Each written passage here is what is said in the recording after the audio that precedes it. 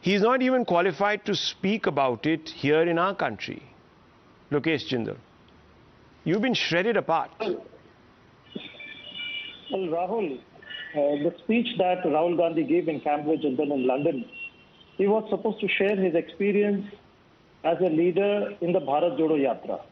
If you have heard the entire lecture that he delivered in the Cambridge University, when he talked about the harmony in China, and then when he's talking about the nature of government in US, he was basically drawing parallel between why is there a communist government in China and why do we have a liberal democratic government in US. Nowhere did he glorify China. Nowhere did he glorify China? He says China offers idea of prosperity to its neighbors. Yes. Beijing offering to build infra for neighbors. China giving money to build 5G network. China selling the idea of prosperity together. Chinese expansion. He goes on talking about it. Let me complete. When he talked about harmony, he was basically referring to the Chinese society. And when he's talking about the Chinese state, no, hang on. One second. Harmony in China? Do you know where the Uyghur Muslims are? They are Chinese, by the way. They've been... Rahul, wait. Do you know where the Tibetans are?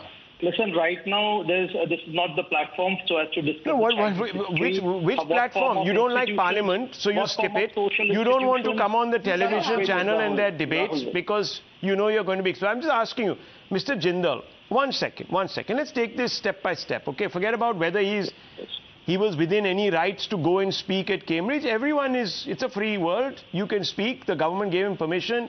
He has to secure that permission before he goes. Fine. He did it. We have no quibbles with that. Whether Kharge should have gone or Shashi Tharoor or whoever else, forget that. The message is what we should focus on. And Rahul Gandhi is very, very out of his depth when it comes to speaking about democracy. And for the reasons that Kapil Komireddy and I have pointed out. So, Mr. Jindal, you need to explain. Is Rahul Gandhi a hypocrite when he lectures people about democracy? Look, Rahul, since you talk about the core concept of democracy, I won't be going into the Lockean principle or Voltairean and Jean-Jacques Rousseau and all the thinkers who had come up with theories.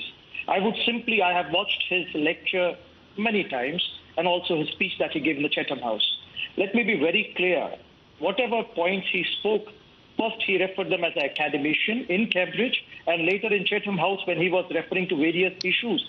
He was speaking about the manner in which the present government is treating the minorities. He clearly stated that the minorities in India are being treated as collateral damage by the ruling party so as to get political power.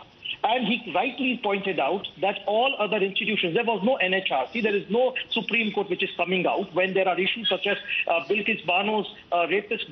When they are freed, the sweets are being distributed. At this point of time, we need watchdog agencies which take care of the rights of minorities. Okay, so one minute. So are you suggesting, hang on, that the Supreme Court and the other courts are looking the other way? It's very, very ironic because, one second, Mr. Jindal, 1 second, please. Just 1 second. Give me 30 seconds. Because I thought it was the same Supreme Court that recently came out and told the media to do a better job of ensuring that hate speech, etc. is curbed. No, and you welcomed it. Number two, I thought it is the same Supreme Court that you knocked. The Congress knocked just a few days back, in connection with getting the Supreme Court to come out there and intervene in this Adani fiasco. It set up a committee, so you clearly trust the Supreme Court, and now you're saying that the Supreme Court looks the other way. There's a glaring contradiction in what you're saying. Nonetheless, hang on, let me bring in Mr. Rudy on this.